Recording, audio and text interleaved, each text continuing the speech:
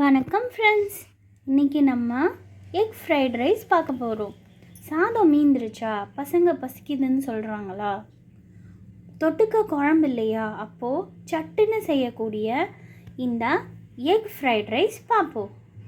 அதுக்கு தேவையான பொருட்கள்: கேரட், கேப்சிகம், ஒரு பெரிய ஆனியன், 2 பச்சை மிளகா, கோஸ், கருவேப்பிலை, 2 முட்டை.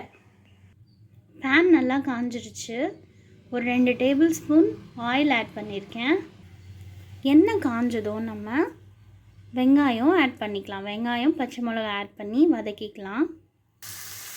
ஆனியன் நல்லா வதங்கி வரட்டும். ஃப்ரைட் ரைஸுக்கு ஆனியன் நல்லா ப்ரௌனாக வரணும்னு கிடையாது. கிளாஸி டெக்ஸ்சர் வந்த உடனே நம்ம வெஜிடபிள்ஸ் ஆட் பண்ண ஆரம்பிச்சிடலாம். கேப்சிகம், கேரட், கருவேப்பிலை எல்லாத்தையும் ஆட் பண்ணிவிட்டு வதக்கிடலாம். கல்லுப்பு 1 ஸ்பூன் ஆட் பண்ணிக்கலாம். வெஜிடபிள்ஸ் ஓரளவுக்கு வதங்குச்சு. இப்போது கேபேஜ் ஆட் பண்ணிக்கலாம். நம்ம எந்த வெஜிடபிள் ஆட் பண்ணுறோமோ அதில் 2 மடங்கு கோஸ் இருக்கணும். மற்ற வெஜிடபிள்ஸ் 1 மடங்கு இருந்தாலே போதுமான அளவு. இப்போது கோஸ்லேருந்து வர தண்ணியே நம்ம என்ன பண்ணலான்னா ஒரு 5 மினிட்ஸ் மூடி போட்டு வைக்கலாம். வெஜிடபிள்ஸ் இப்போது மேக்ஸிமம் ஹாஃப் பாயில் ஆயிடுச்சு. வெஜிடபிள்ஸ் எல்லாம் ஓரம் தள்ளிட்டு நம்ம 2 முட்டையும் நடுவில் உடச்சி ஊற்றி வதக்கிக்கலாம்.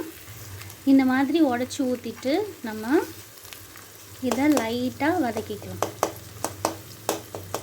இப்போது இந்த முட்டைக்கு மட்டும் தேவையான அளவுக்கு சால்ட் ஆட் பண்ணிக்கலாம். 2 பிஞ்ச் ஆஃப் சால்ட் ஆட் பண்ணிக்கலாம். நல்லா மிக்ஸ் பண்ணிவிட்டு இதையும் நம்ம மூடி போட்டுக்கலாம் ஒரு 2 மினிட்ஸ்.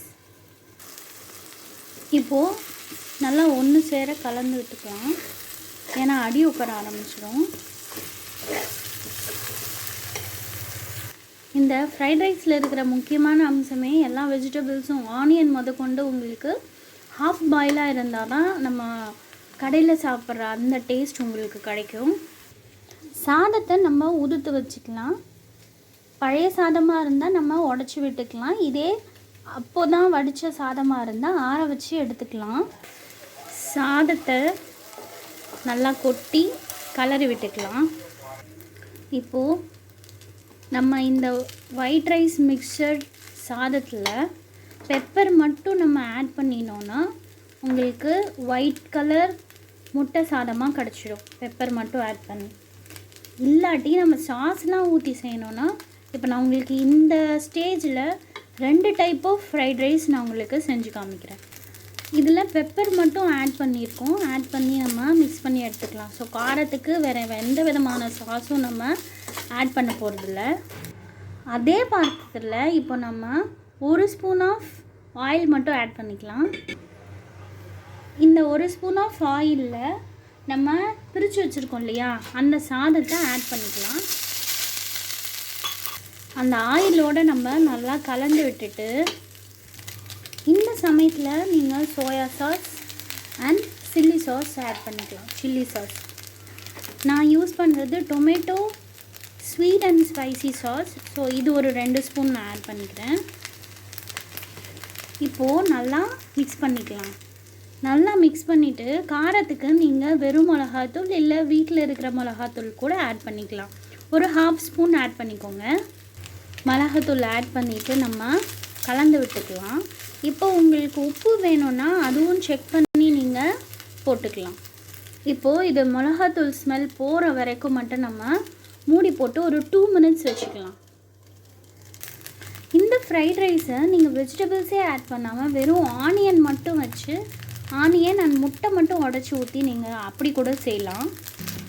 நம்மளோட ஃப்ரைட் ரைஸ் தயார்.